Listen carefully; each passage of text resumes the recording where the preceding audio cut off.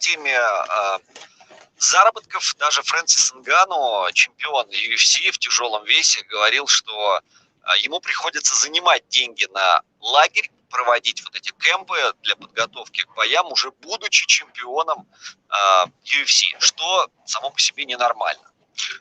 Ну да, ситуация странная, потому как ты чемпион, причем чемпион такой, да, резонансный чемпион. Твои бои приходят, смотрят. Лучшая организация мира, да, по сути. Да, собственно, Нганну это такая своеобразная сенсация. Он зачистил дивизион, причем очень уверенно. И при этом человек рассказывает о своих каких-то денежных проблемах. И, кстати, я думаю, ты читал, также был недавно интервью одного из бойцов UFC, который сейчас бьется в Беллаторе. И этот боец рассказывает о том, что финансовые условия в UFC были на порядок хуже, а в Беллаторе я теперь чувствую себя очень комфортно, пишет этот боец, и могу себе позволить купить машину и себе, и своей супруге, и мне не нужно также занимать деньги на то, чтобы проводить лагерь. Да, и об этом, кстати, говорили многие бойцы, в том числе Йоэль Ромеро, что ему предложили шикарные условия, несмотря на то, что у него были хорошие условия в UFC, по-моему, он порядка $300 тысяч получал за каждый поединок в UFC, но в Беллаторе его сумма была как минимум не меньше при подписании, и вроде бы даже у него есть бонусы, если он одержит победу. То есть гарантированный у него гонорар как минимум такой же остался, плюс есть еще и возможность заработать больше, если он одержит любую победу. Так что вполне конкуренция растет, и это приятно, потому что мы помним, что главным конкурентом UFC в свое время был Strikeforce, которым тоже управлял Скотт Кокер, но потом Strikeforce был поглощен UFC, и как таковых конкурентов у этой организации не осталось. Но сейчас есть Bellator со Скоттом Кокером, есть PFL, хотя, наверное, по уровню оппозиции все-таки PFL проигрывает обеим организациям. Ну, я думаю, Bellator тоже по некоторым позициям проигрывает UFC. Вот если мы возьмем тяжелый дивизион, я специально сверял ростер Bellator и ростер UFC. В тяжелом дивизионе, я думаю, что там однозначно первенство за UFC. Да, но вот полутяжелый дивизион, где есть Немков в Беллаторе.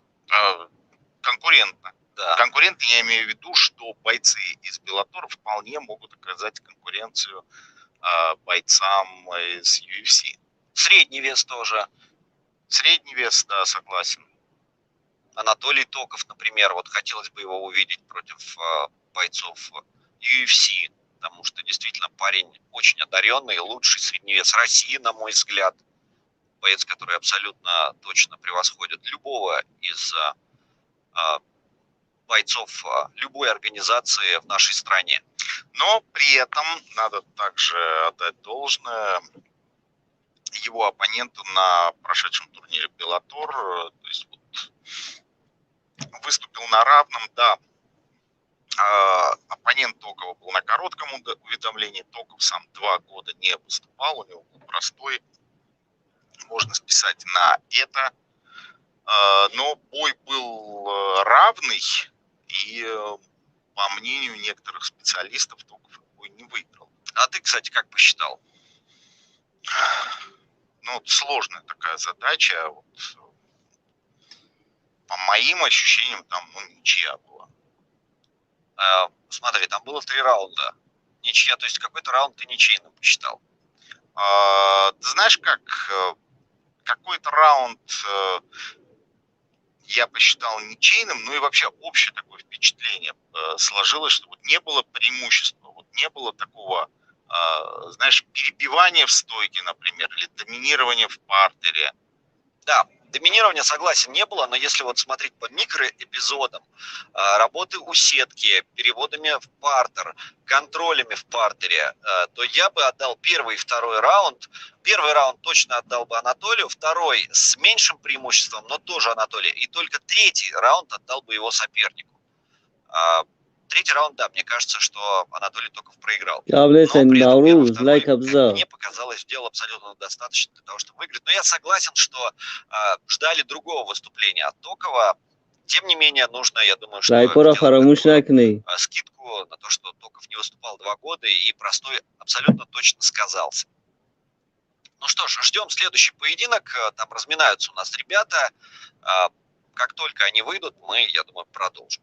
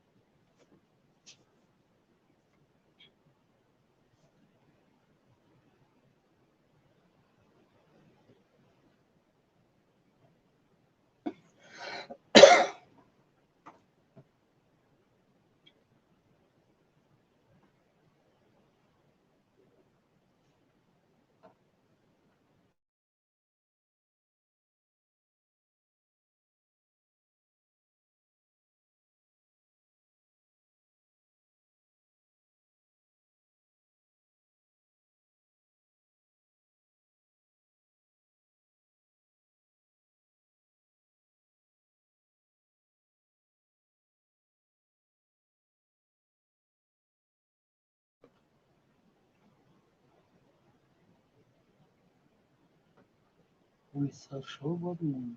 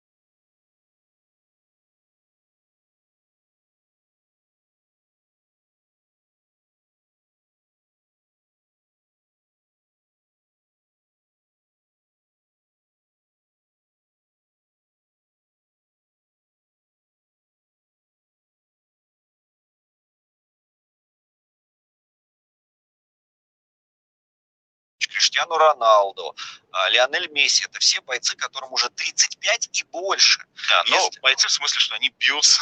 Да, на поле, на футбольном. поле бьются. Да, но при этом, если мы вспомним еще лет 10 назад, уже к 30 годам заканчивали карьеры в футболе. Но сейчас нет. Я помню, как вот еще в советские времена я смотрел хоккей, там начинали показывать канадских профессионалов, североамериканских профессионалов, ну, в основном канадских, потому что на тот момент в Канаде была, наверное, там одна из сильнейших школ. Потом уже объединились они с американцами, создали единую лигу, а был момент, когда вот канадский хоккей отдельно, американский хоккей отдельно. Так вот канадские профессионалы, которым было 37, 38 лет, 39 лет. Причем где-то, я помню, была какая-то команда, там играл отец с сыном, в одной команде они играли. Но тогда для нас это все воспринималось как некий курьез, экзотика, потому что у нас где-то к 30 годам люди уже уходили из спорта. Вот, например, мой яркий такой пример. Тренер Евгений Николаевич Корстков, 9-кратный чемпион СССР, 2-кратный чемпион Европы по боксу, закончил карьеру в 29 лет с кучей травм, связанных с спиной, и потом уже ему с этим пришлось жить до конца своих дней. Но вот в 29 лет он уже закончил карьеру в любительском боксе и перешел на тренерскую карьеру.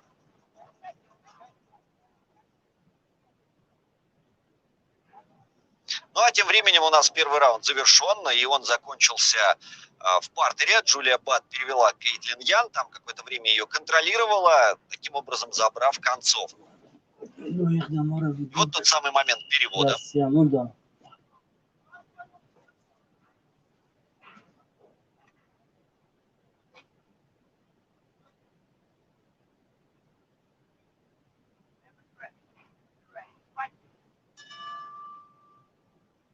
Ну, я думаю, что если эта тенденция сохранится, что через какое-то время, ну, как минимум в профессионалах мы видим и 50-летних выступающих не в показательных боях, как это было, например, Майк Тайсон и Рой Джонс, а 50-летних людей, которые претендуют на что-то. Да, претендуют на что-то.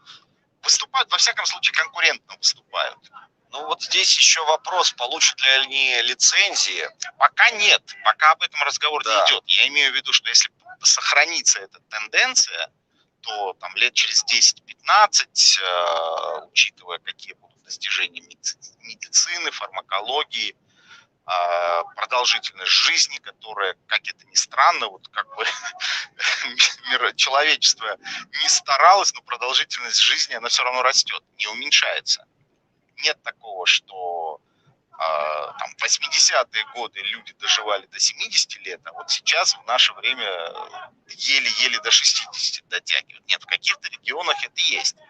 Но в общем, если мы берем о развитых странах, то в развитых странах тенденция такова: продолжительность жизни увеличивается. А с увеличением продолжительности, общей продолжительности жизни мы, наверное, по логике получим и более длительный этап жизни спортсменов. Ну, кто знает, посмотрим. Ну, во всяком случае, вот Федор Емельяненко, 45 лет. Да, выступает, показывает неплохую скорость, и тот же Хабиб и многие другие говорили, что там, для 45 лет эта скорость очень приличная, не все молодые такой скоростью обладают. А если бы Федор не был бы консервативным человеком, да, не то чтобы не боялся бы, но не избегал вот современных достижений медицины, фармакологии, он бы мог бы намного дольше растянуть свою жизнь в спорте. Да, но Федор это один пример положительный, а есть, например, отрицательный. Кейн Веласкес, который в 35 лет уже не показывал былой скорости и завершил карьеру там в 36-37 лет. Тоже все наоборот.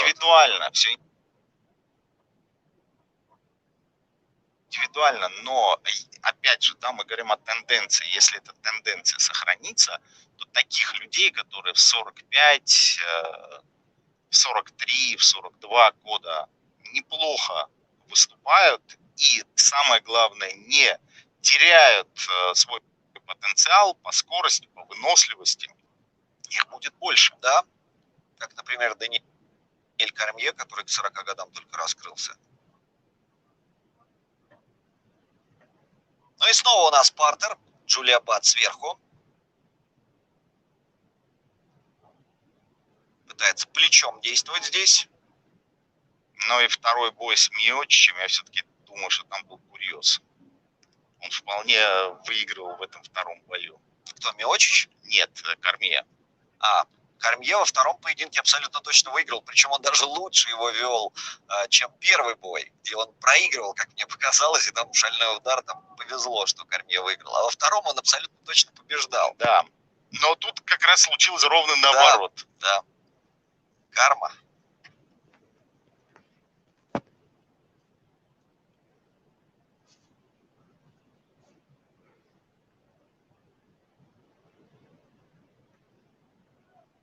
Не может подняться Кейтлин Ян. Но мы уже отмечали, что у нее в партере были проблемы и до поединка с Джулией Бат. Никак не может освоить она этот аспект. Контролирует ее сверху. Довольно-таки спокойно, легко.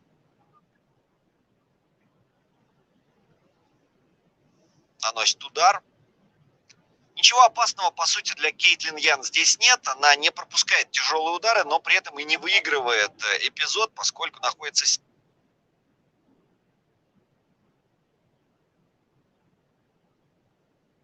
снизу и вынуждена лишь защищаться. Посмотрите. Еще раз. Просто на обозначение действует Джулия Бат. Я думаю, что и рефери мог бы поднять в стойку. Но позиция халфгард не подразумевает, что быстро очень рефери вмешается, потому что из нее быстро выходит и в боковой контроль, и в маунт можно залезть. Соответственно, это такая полупозиция.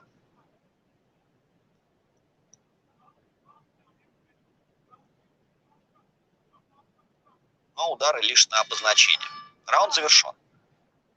И Джулия Бат выигрывает его.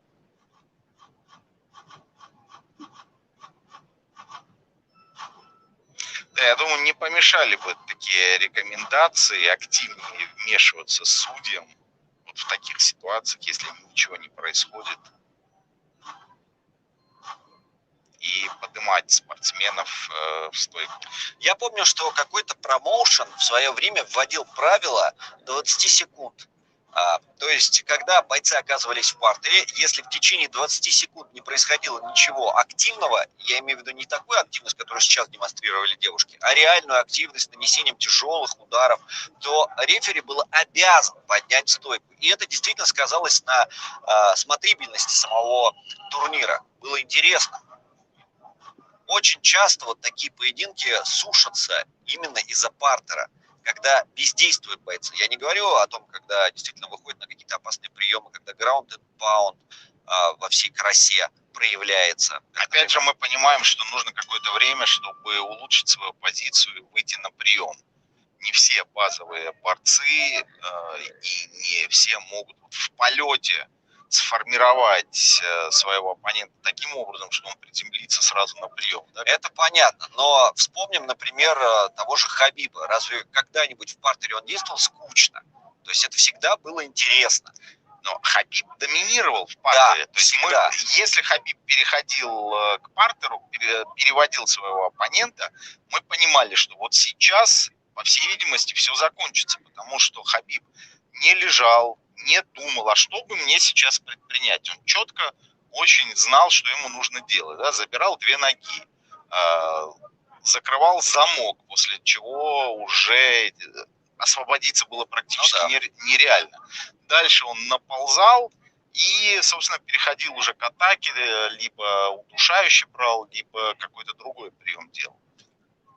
Да, но, например, были и такие бойцы, как Бен Аскрен, которого все считали скучным. Хотя, как по мне, Бен Аскрен тоже действовал интересно в партере. Он тоже всегда доминировал в партере, за исключением поединка с Дэмианом Майей, да, когда его там задушили. Но в целом я бы не назвал этого бойца скучным. Да, он действовал однообразно в стойке, но в партере он был хорош.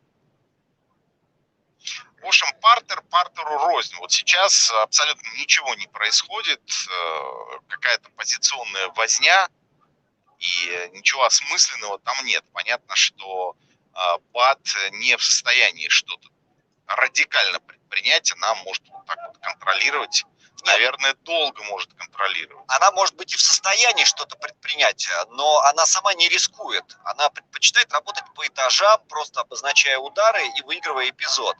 И как бы ей этого хватает для победы. Зрелищность ее не очень интересует здесь, в данном случае. Могла, кстати, попасться на армбар, но вышла. Боковой контроль. Вот здесь можно и локти включить. Но ты знаешь, как вот такое ограничение по времени – это палка о двух концах. То есть мы-то думаем, что это будет стимулировать бойцов либо активнее действовать, либо не переходить в партер. А вылиться это может следующее. Я такое видел, так как несколько российских промоушенов такую тактику применяли, я комментировал эти турниры, и выходило все следующее. Бойцы заранее знали, у нас 20 секунд на партер. В результате они благополучно валились, лежали 20 секунд, отдыхали, после этого их ставили в стойку, они продолжали драться дальше. То есть они сознательно шли в партер, зная, что их сейчас подымут, и они просто эти 20 секунд тратили на то, чтобы перевести дух. Да, но тем не менее эти 20 секунд, они никак не терялись в общей массе времени, которое провели бойцы в клетке. То есть, ну хорошо, перевел, отдохнул, встал. Окей, без проблем. Продолжаем дальше. Вот. Поэтому я думаю, что это такой интересный вариант. Можно было бы сделать чуть больше времени, 30 секунд, например. Но у меня, во всяком случае, сколько я не смотрел этих турниров, когда поднимали именно после 20 секунд бездействия, ни разу не возникла мысли, что это было сделано зря. То есть, действительно, бойцы бездействовали, их поднимали, и продолжался поединок. Это было динамично, это было интересно. Вот. Зачастую бывает вот так, как делает Джулия Бат, когда просто контроль ради контроля и ради победы в эпизоде и раунде. Я в прошлые выходные комментировал один из чемпионатов по кудо. В кудо существует следующее ограничение. На борьбу отводится 30 секунд, причем за раунд ты побороться можешь 2 раза. То есть один раз борьба твоя, второй раз борьба твоего оппонента. За 30 секунд умудрялись делать болевые, учитывая то, что на головах есть шлем, который доставляет некоторые неудобства для проведения как удушающих приемов. Умудрялись делать болевые, поэтому 30 секунд в принципе хватит на то, чтобы сделать какой-то прием.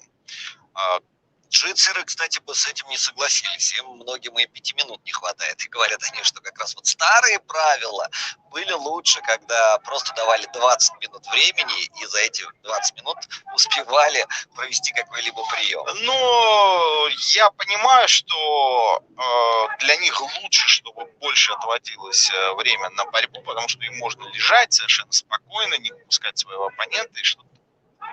А вот сейчас любопытная позиция. Да. Но при этом не успела ни одна, ни другая спортсменка провести какой-то прием, и просто закончилось время. Тем не менее, Джулия Бат абсолютно точно одержит здесь победу за счет контроля в партере. Во всех раундах сумела она перевести. Кейтлин Ян контролировала там, наносила какие-то удары на обозначение и таким образом должна одержать победу. Ну а возвращаясь к борьбе, вот давай возьмем наших самбистов. Вот самбистам, например, много времени на проведение приемов не нужно. Они могут молниеносно делать болевые, удушающих в самбо спортивном нет, но в боевом самбо есть удушающее. Но зато в самбо есть болевые на руки, болевые на ноги. И самбисты достаточно быстро делают эти приемы, они достаточно быстро собираются. Да, но там и территория, на которой бьются вот эти самбисты, то есть я имею в виду ковер, да, мат, он очень маленький, то есть там и провести прием гораздо проще, чем в клетке, где гораздо больше простора.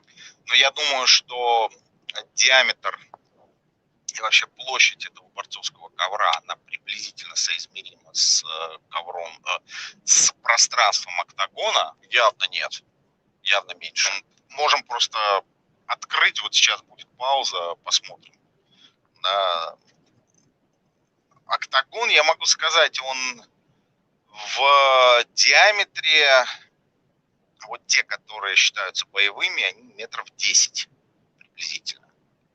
Бывают меньше, но вот такие основные, они 10 метров. Борцовские ковры, мы сейчас просто посмотрим в интернете, я честно не помню.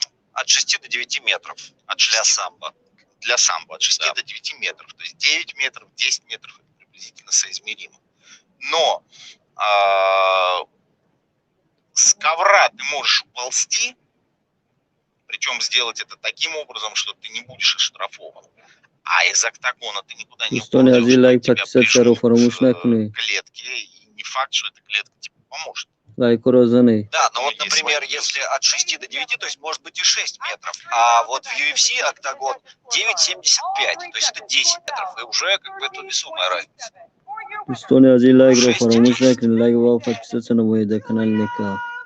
Да, ожидаемо, Джулия Бат побеждает.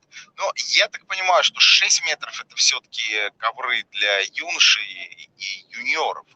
А такие ковры для взрослых спортсменов, они все-таки 9-метровые.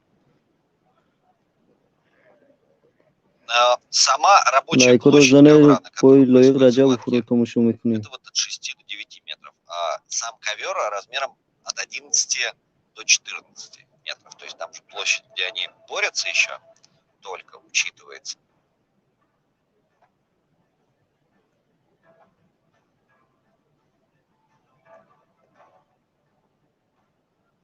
Но в любом случае в UFC чуть больше площадь в октагоне, имеется в виду. А у нас следующий поединок, и это Омари Ахмедов, который дебютирует сегодня в PFL против Джордана Янга.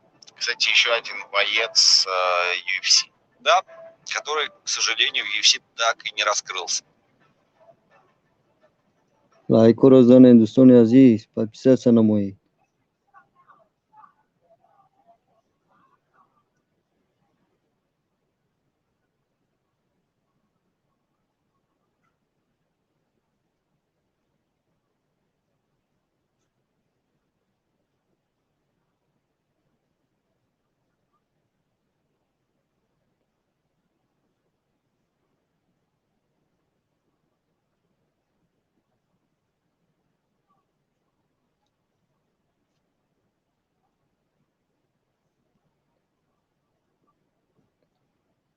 چلاف نفر خوش اومدین لایک رو زنی بایری لایق رجب رو تماشا میکنی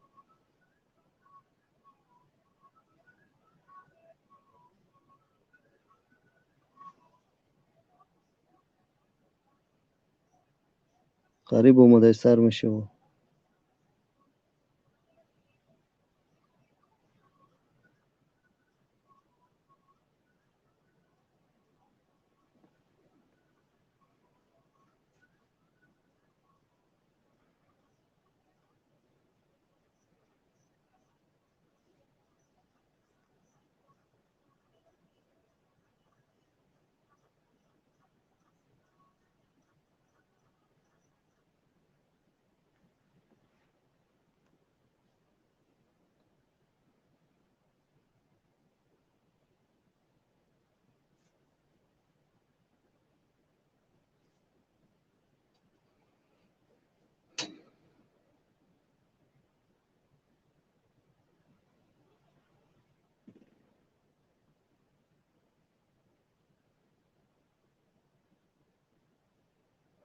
53 نفر خوش اومدین دوستان. لایک رو زنه بای لایق رجب رو تماشا میکنین. لایک و подписаться نمایید.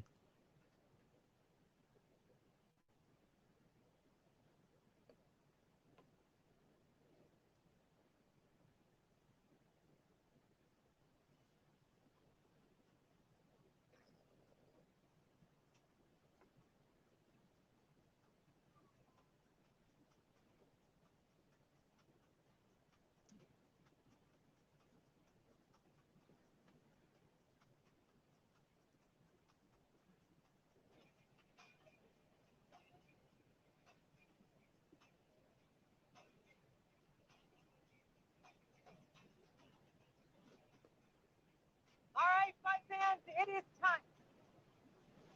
All right, fight fans, it is time to get our next fighters to the cage.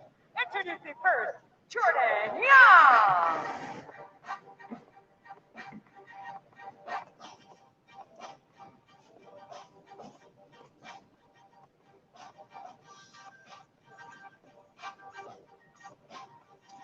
Итак, появляется Джордан Янг, 11 побед, 9 сабмишеном, 2 победы решением, 2 поражения.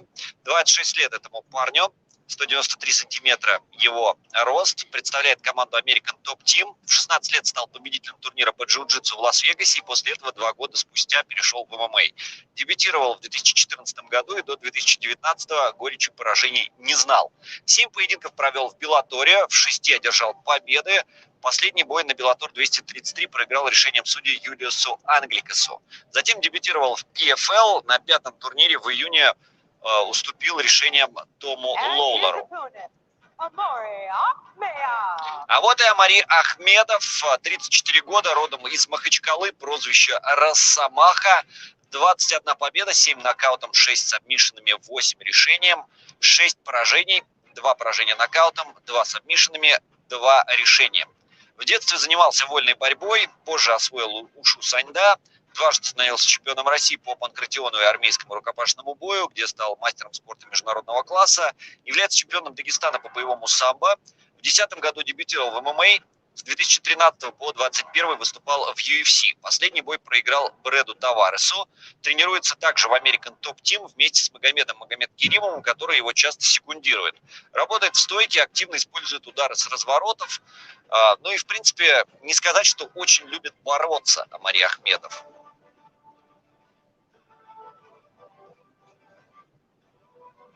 Да, дает о себе прошлое знать, прошлое в виде ушу саньда.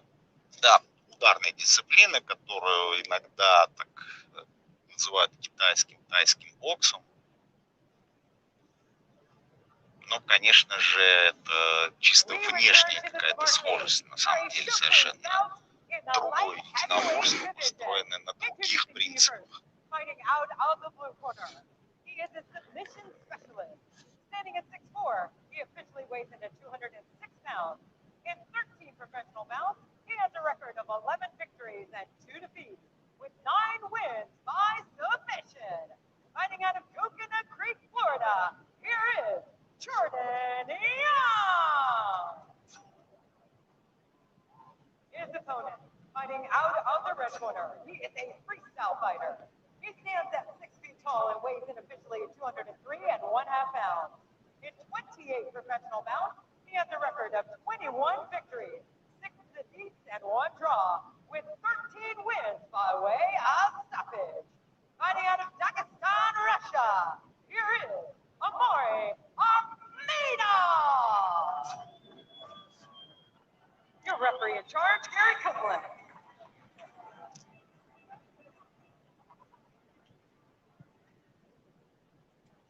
Гэри Копланд, рефери данного боя. Итак, смотрим. Омари Ахмедов против Джордана Янга. Дебют Омари Ахмедова в PFL. Каким он получится?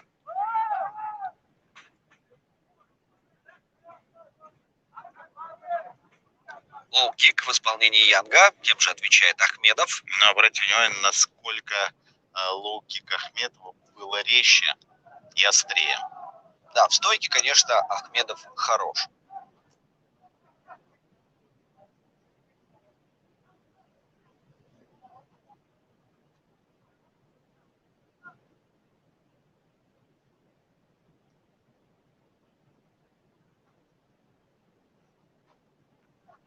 Бросается вперед Амари и сам пытается переводить.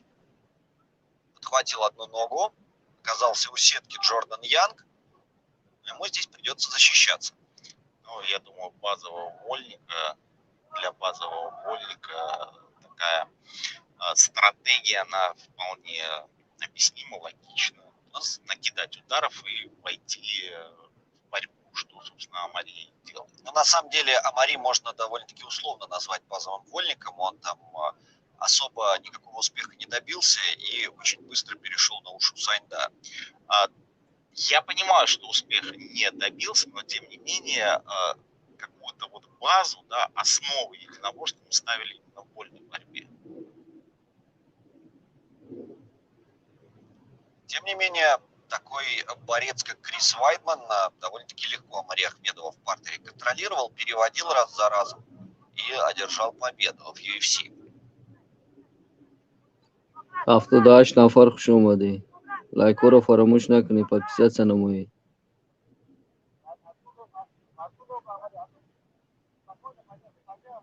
И вот мы видим, что не получается у Амари Ахмедова перевести в партер Джордана Янга. Перехватил инициативу Джордан.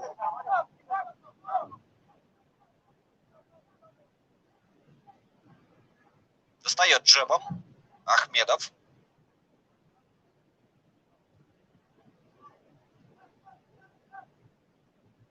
Пытался пробить корпус. Еще один боковой удар. Что ж, не получается в борьбе, надо пробовать другие способы достижения победы. Тем более, что мы видим в стойке как-то поострее получается у Ахмедова. Во всяком случае, вот в этом эпизоде неплохие комбинации ударные были. Вот в очередной раз. 90 نفر خوش اومدین دوستو. لایک رو فراموش نکنید. بای لایق رجب رو تماشا میکنید. И раз за разом лево боковой до цели доходит. Во всяком случае, вот начинает держать напряжение. Ну, пока Джордан Янг вообще ничего не показывает в этом раунде, кроме защитных действий. Смотрите, перекрывается вроде бы Янг, но ударов-то с его стороны вообще нет никаких. Вот все хорошо сейчас сделал, да, накидал ударов, начал с головы, перешел на корпус, прошел в захват и вот наконец-то перевести удается. И нет, все-таки вырвался из захвата, из замка, хотя поначалу у Ахмедова была возможность, в общем-то, уже Так, да, на фарк шума ден دوستو лайк رو فراموش نکنید. лайк подписаться на мой دوستان عزیز. Снова наносит несколько ударов, Амари. Перекрывается там Джордан Янг.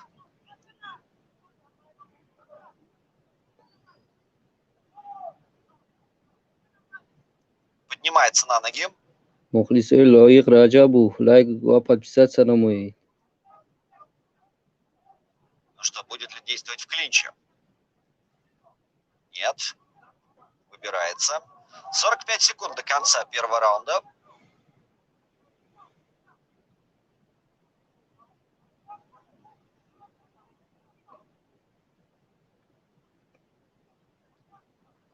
Не форсируют события достаточно. Так, 130 نفر هم کسا لایک رو میزنید. Ну и вот, в общем-то, он комфортен для Ахмедова.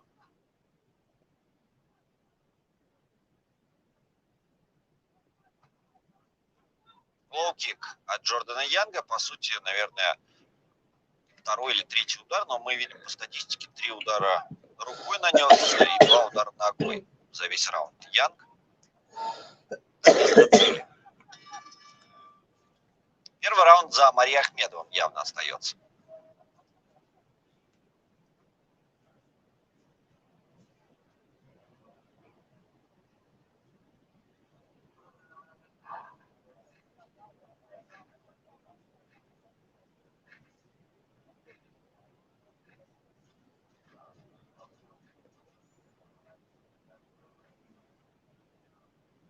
Я думаю, нам сейчас покажут повторы более ярких моментов прошедшего раунда.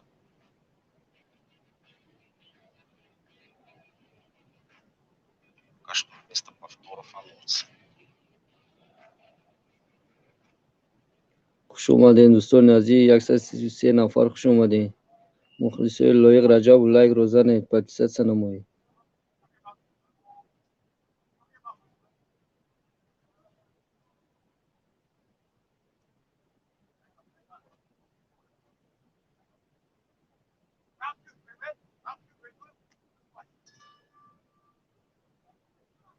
Возобновляется поединок, это второй раунд.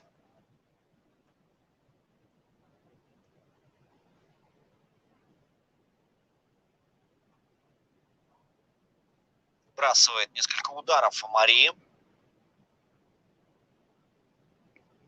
Продолжает прессинговать Ахмедов. Пробивает دوستان عزیز стоп. کانال نکا Джордан تماشا Янг. کردن میتونید. Хороший боковой удар от Амари Ахмедова.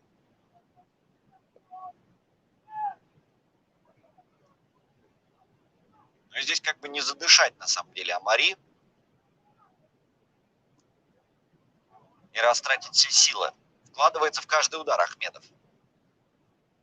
Но при этом темп боя не очень высокий, и не так много этих ударов выбрасывает Ахмедов. Вот сейчас Мощный хороший лоу-кик. лоу-кик, причем настолько он оказался таким разрушительным, что Янг даже не стал вставать. Да, я думаю, что это все. Он просто перекрывается, пассивная защита, и рефери, скорее всего, остановит бой. Лоу-кик, конечно же, грозное оружие, но оно больше тактическое. И не часто мы видим и можем вспомнить какие-то бои, которые закончились бы после лоу-кика. Были такие бои, но их очень-очень немного, причем за всю историю смешанных единоборств. Первый, наверное, вот такой бой, это далекие уже 90-е годы, когда Марко Хос бился против полярного медведя Пола Варланса, который не так давно покинул этот мир, причем был достаточно молодым человеком. И вот тогда Марко Хос нанес приблизительно 20 или 25 лоу-киков. Я помню, что мы сидели и считали, сколько этих лоу-киков было нанесено. В результате Варланс не выдержал, просто упал, и дальше его уже Хос финишировал. Вот это, наверное, так если глобально брать, первое применение разрушительного действия лоу-киков, смешанных единоборств.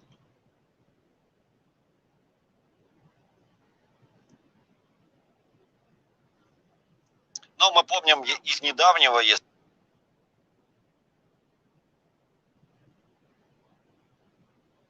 говорить,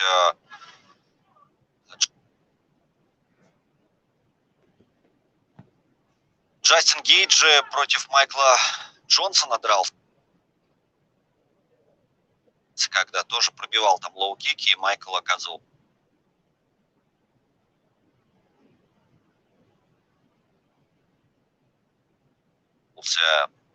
на стиле после этих ударов, потому что не мог подняться даже. Против Конора, опять же. Против Конора. Да, Дастин Порье. Да. Порье опять же, в бою с Хабибом первый раунд, если ты помнишь, очень был у Порье.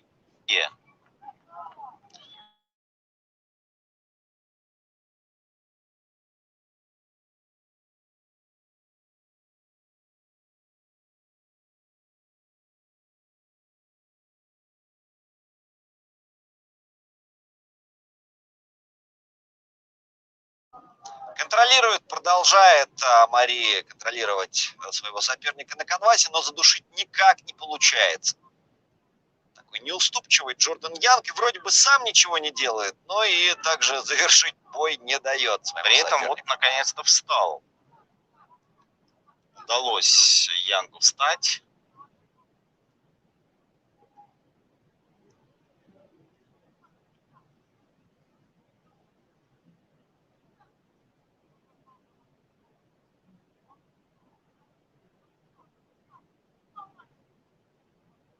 Снова контроль.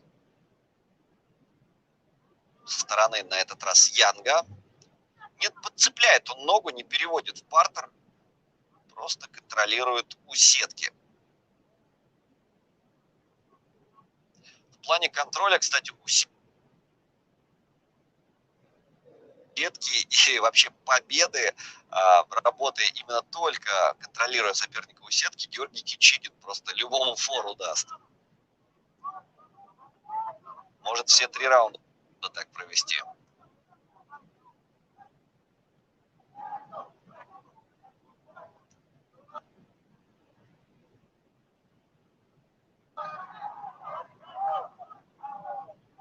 секунд. И Рассечение мы видим, есть. да, рассечение у Ахмедова. Двойку пробивает Амари. И обратите внимание, как активизировался вдруг неожиданно Янг, пошел вперед, начал выбрасывать свои комбинации, Колено. попытался.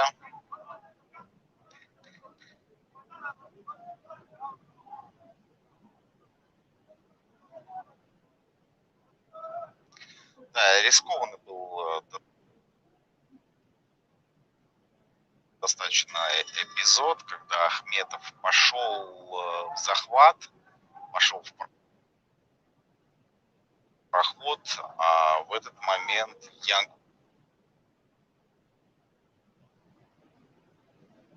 выбросил колено. И неоднократно мы видели, когда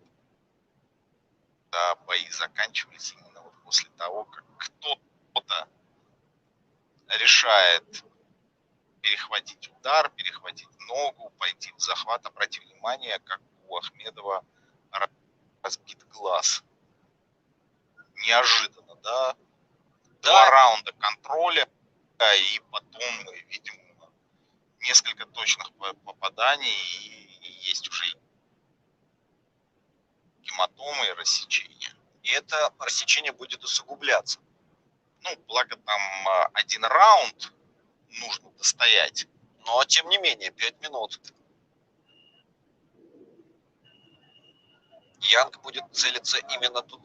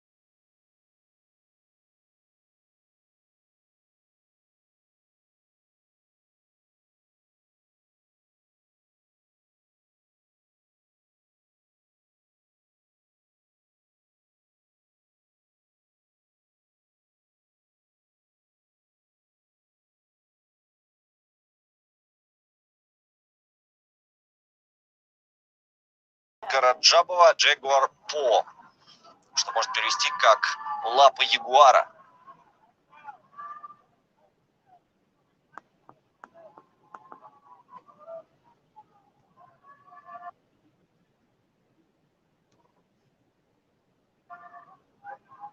Итак, смотрим. Лойк Раджабов Рауш Манфио.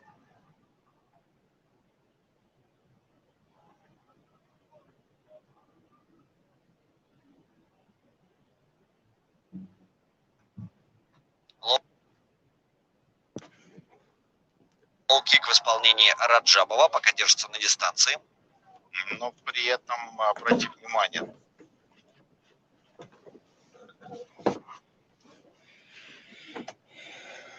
Да, он вкладывался в этот лоу-кик,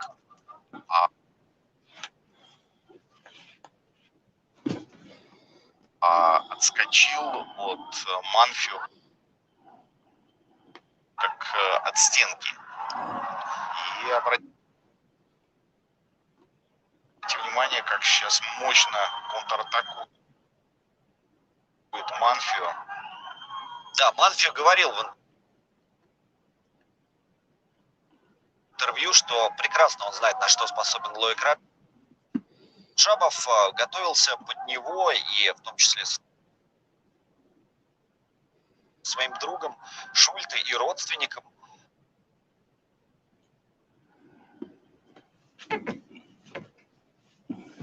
Поэтому ничего нового Лойк Раджабов ему не продемонстрирует. И вот вновь правый кросс.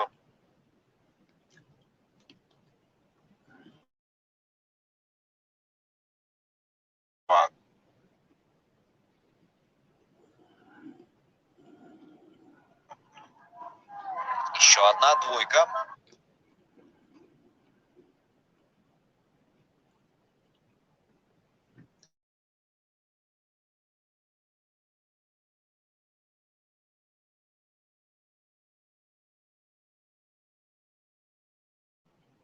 Сейчас в этом эпизоде Раджабов после пропущенных ударов. Очень опасные колени у Манфио. Любит он работать в клинче ими. Еще одна попытка как-то сбить прицел Манфио. Пробил лоу-кик Раджабов, но вновь мы видим вот, как по стенке. Никакого эффекта. Очень заряжен Рауш Манфио. Пытался Лойк достать боковым ударом. Прямо чувствуется, да, вот концентрация, насколько он собран, сконцентрирован, и просто такая энергетическая броня вокруг Манфио, которую прошибить не то что лоу-киками, вообще, наверное, молотком.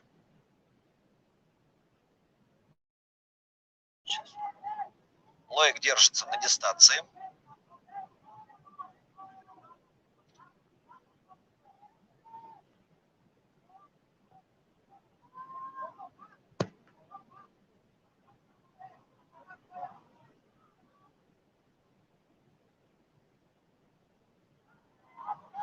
Еще одна атака результативная в исполнении Манфио. И вот теперь Раджабов пошел вперед в атаку. Пошел вперед отыгрываться. Ну и посмотрим, насколько хватит энергии Раджабова, в том числе и ментальной энергии, навязывать борьбу в таком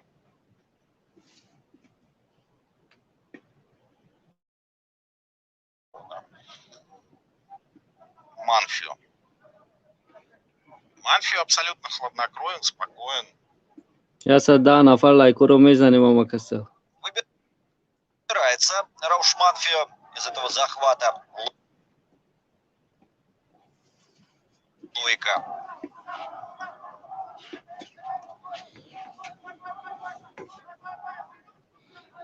Снова начинает поддавливать.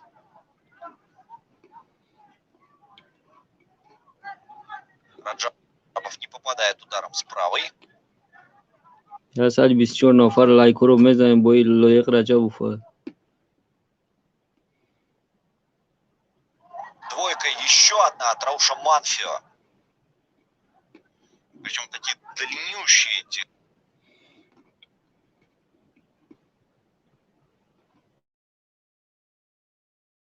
Правые.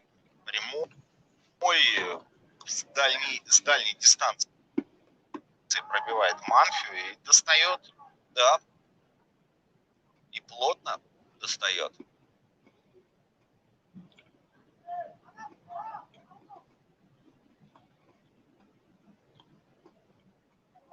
Пробил еще раз. Манфио. Боковой удар от Раджабова. Лоу-кик. Мощно пробивает Манфио. Снова.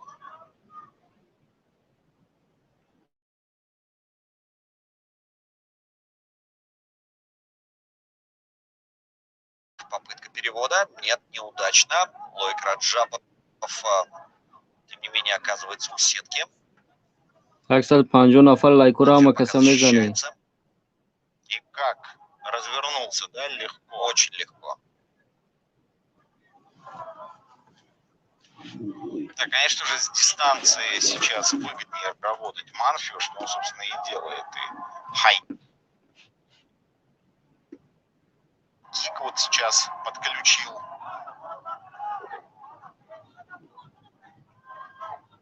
Бросается вперед.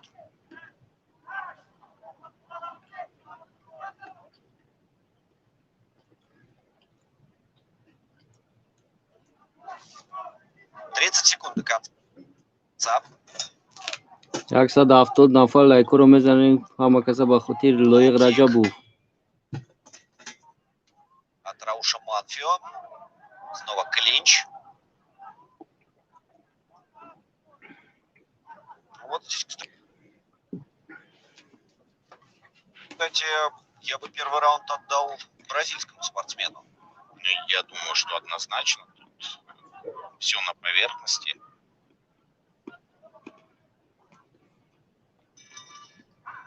У Раджабова были какие-то локальные всплески активности, когда он шел вперед, выбрасывал какие-то удары, комбинации, но они были вот именно что локальные, да, в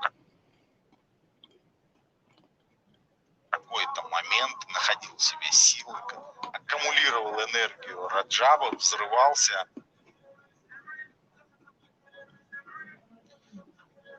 И это был вот один из последних эпизодов, когда Раджабов пробивал лоу-кики, контратаковал руками. Классика, да, бьет ногами. Значит, в этот момент нужно выбрасывать какие-то удары руками, что, собственно, Манфио и сделал. И захлебнулась, в очередной раз захлебнулась попытка начать атаку Раджабова.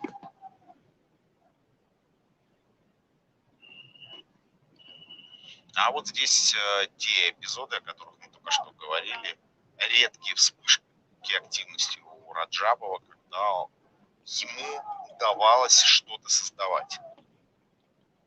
Ну что ж, смотрим дальше. Второй раунд.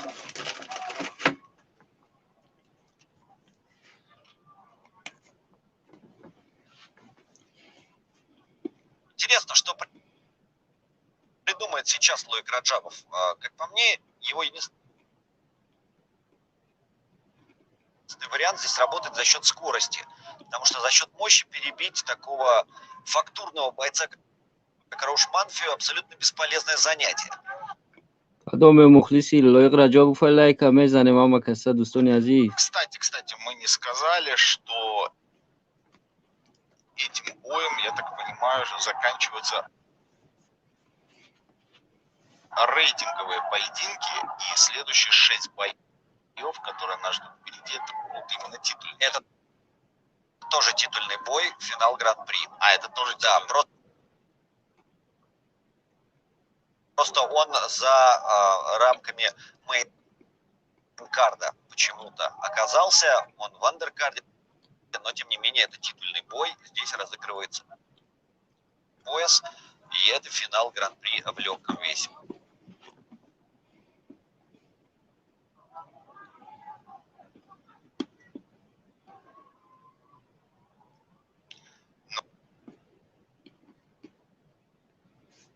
Но если у нас Saat 5 nafar khushu omadin doston tamasho kunیم boya like ро занед. это делится на 7 пар. Почему? У нас 6 пар. 6 миллионов на 6 пар. А это же пара. Это пара в том числе. В том числе.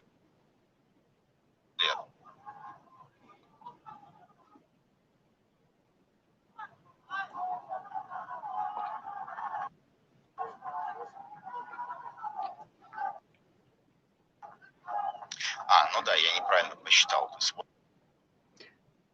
Like ро 2 saat 15 мекнем шоу намечаспа дига.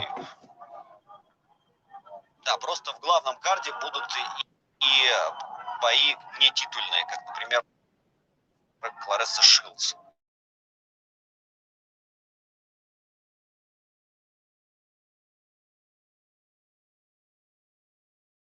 Промоушен и, соответственно, ее ввели в главный карт турнира.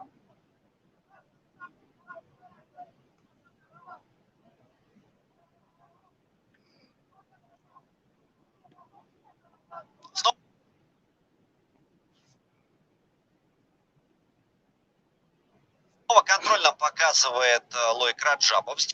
Здесь здорово выходит Роуш Манфио. Из него держится на дистанции.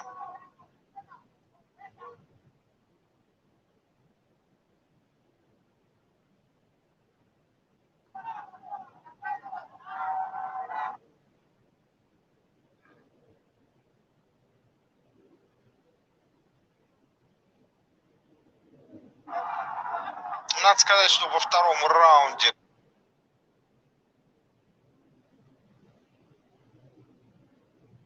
как-то поактивнее выглядит Раджаб.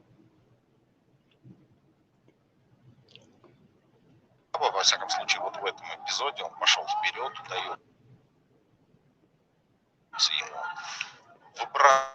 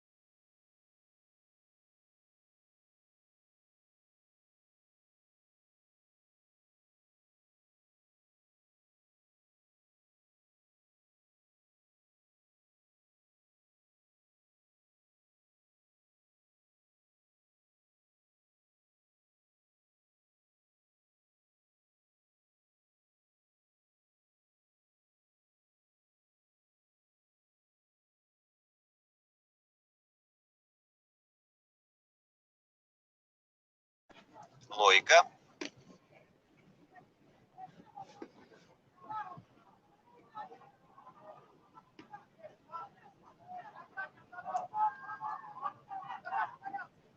Снова в центре Раджабов.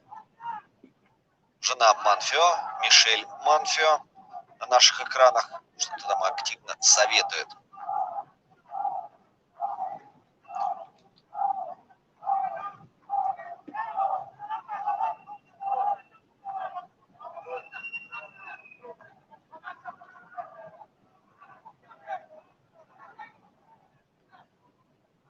Удар с разворота от Лойка Раджабова.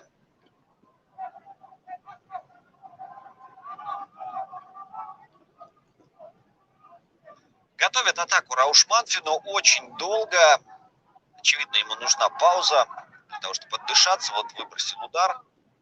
Тут же лоу-кик. Ну и все. По статистике мы видим, что Манфи чуть больше нанес ударов, но преимущество абсолютно незначительное. 30 против 29. Но при этом он делает ровно столько, чтобы как-то удержать свое преимущество, не растратить его, не сдать раунд однозначно. То есть ты думаешь, что второй раунд все равно он выигрывает? Ну, мне кажется, что, может, немного, но он выиграет.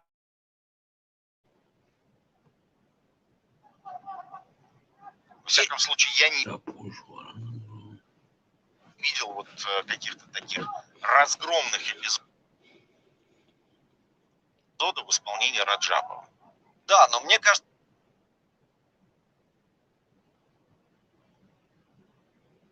что Раджабов сделал в этом раунде больше. Я бы второй отдал ему. Больше, чем Манфи, ты имеешь в виду? Да, во втором раунде. Я имел в виду, что он сделал больше, чем в первом раунде. Ну, это однозначно. По сравнению с самим собой, он сделал больше, а так... Зачастую бывает так, что бойцы специально отдают определенный раунд, чтобы потом взорваться в следующем. Так делал и Джонни Хендрикс в свое время. И говорил, что целенаправленно отдавал, например, раунд Сент-Пьеру, чтобы выиграть следующий раунд, таким образом сохранив силы. Но вот здесь складывается такое же ощущение, что Рауш Манфи себя придерживал в втором раунде. Может быть, он себя придерживал, причем делал это сознательно для того, чтобы сохранить силы на третий раунд.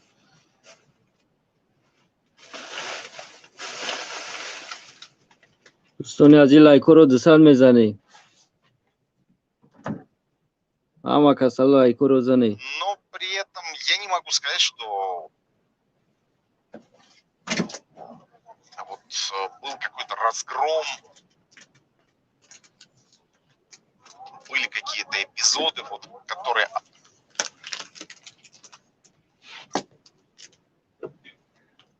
однозначно оставались бы за Раджабовым.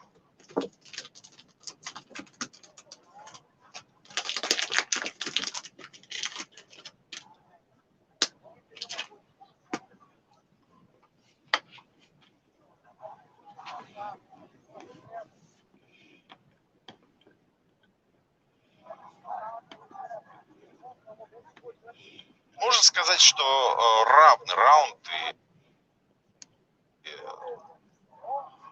по итогам этого раунда ничья. То есть первый остался за Манфио, второй раунд ничейный.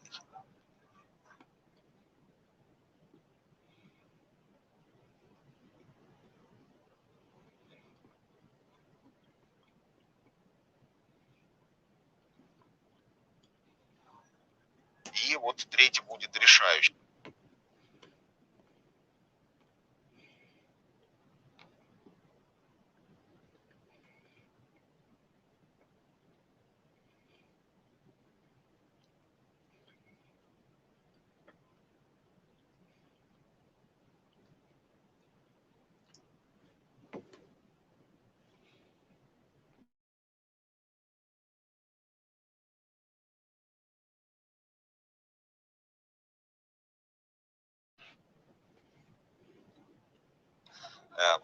Логика Раджабова, то это будет ничья. А ничьи здесь быть не может.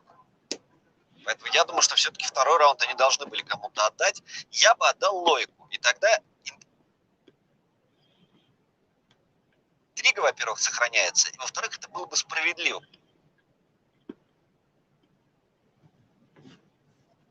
Во втором раунде Манфи сделал меньше, чем Лойк, как мне показалось. Хотя все равно был равный, конечно, Ну, вот отрезок. смотри, нам показывают, Наиболее яркий момент. наиболее яркие моменты, эпизоды, и показывают Только Манфио. только Манфио. А это, кстати, сигнал. Обычно, если режиссеры показывают какого-то бойца и больше его удачных эпизодов, это вот такой сигнал, который очень часто сбывается, что побеждает в этом бою Но именно опять он. же, режиссер-то не судья. Режиссер не судья, но почему-то эта закономерность, она какая-то есть. Ну хорошо, пусть будет так. Смотрим дальше. Ну, в общем-то, нам 5 минут осталось Да. для того, чтобы узнать, насколько моя конспирологическая теория верна.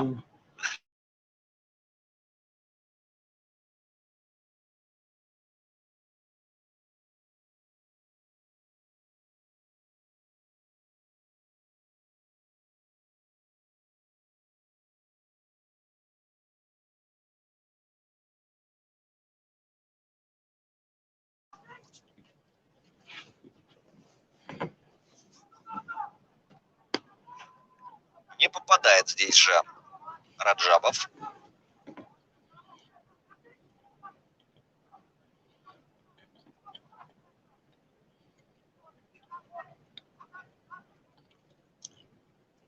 Промахивается Раджабов. Неплохой.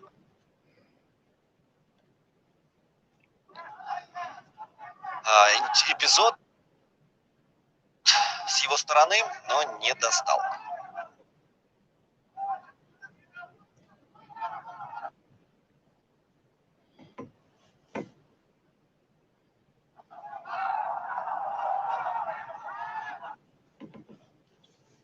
Отступает сейчас Манфио.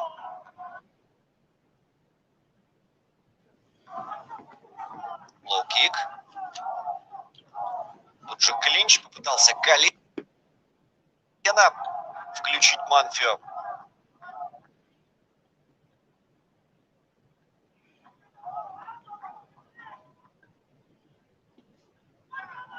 Боковой удар со стороны Лоика.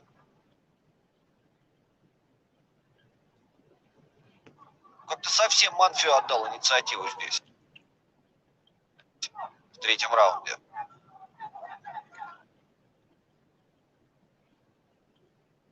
Если в первом шел сам вперед, то здесь отступает. Ну, причем не просто шел вперед, он еще и попадал, и практически не давал ничего сделать Раджабову. А сейчас инициативу отдает. И это уже видно, вот что он отдает инициативу. Может быть, Раджабов не так часто попадает, но инициатива сейчас именно за Раджабовым. Он работает первым номером.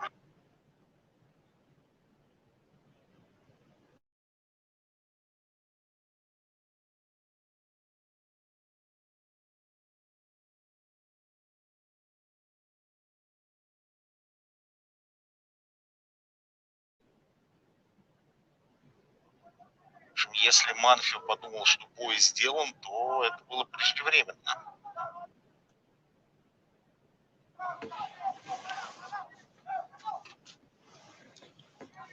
Вот 2,5 минуты до конца. Самое время Манфио включаться.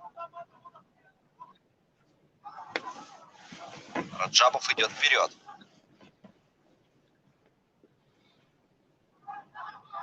Достает ударом с правой руки, там же боковой. Опасно сейчас Раджабов открытой ладонью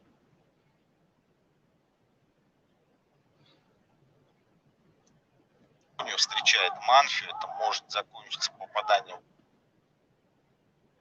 в глаз, либо изображением того, что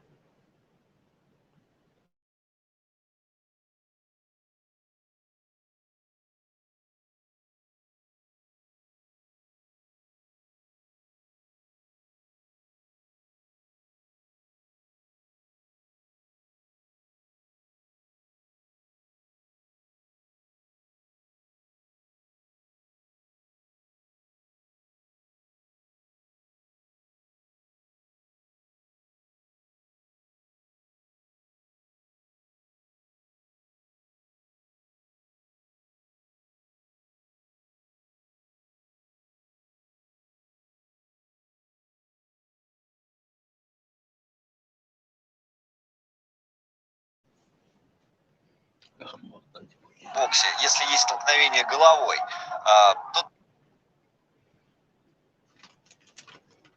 так дисквалификации нету, если рефери не сделал предупреждение. Просто снимается боец, у которого есть это самое рассечение, и проходит вперед в следующий круг, в следующий раунд боец, который это рассечение нанес. Вот сегодня как раз на чемпионате мира был такой как раз случай, когда кубинец Талон, двукратный олимпийский чемпион, который разбивал соперников в пух и прах, получил рассечение в результате удара головой соперника и был снят врачом.